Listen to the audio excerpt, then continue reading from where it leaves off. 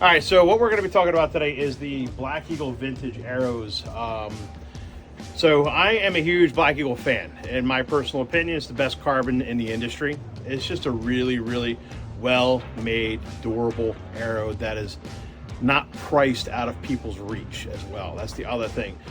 Where I am dealing with from my customers out here is, we're out here in the country, up in the Catskills, and my clients, they're asset rich, but they're cash poor because they're farmers. And they're smart with the money. So that's why I run towards Black Eagle for a lot of my arrows, because it's an extremely high quality product that's inexpensive, not cheap. Big difference. So what we're looking at here is we're going to be making a set of arrows for Gus.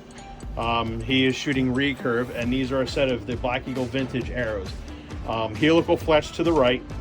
I believe these are about a 1 or 2 degree offset right for helical.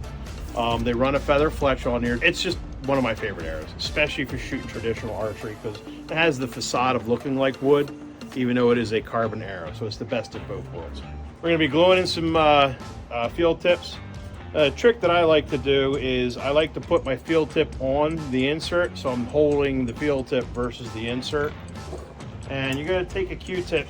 Black Eagle says that they don't want you cleaning their arrows with any type of acetone or alcohol, rubbing alcohol, whatnot. They just dust them.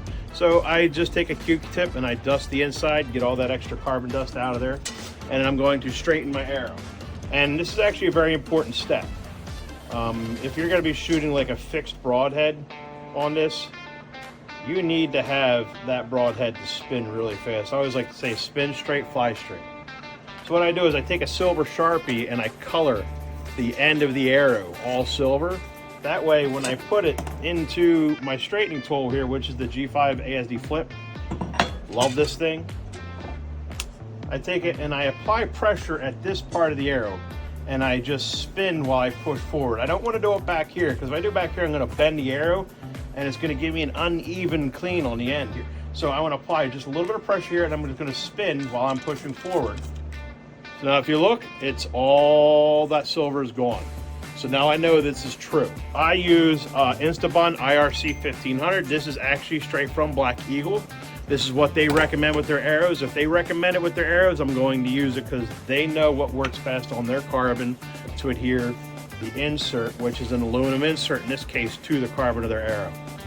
I don't like to put my glue on the insert. I like to take the glue and I put a little bit of a bead on the inside of the arrow, and I rotate the arrow so I get a little bead all the way around. And then I take my insert. When I insert the insert, there you go, I twist as I push it in. And that spreads the glue all the way around as you go in. Make sure it's nice and flush. And that right there, my friends, is the perfect arrow for Gus to shoot and put meat in his freezer.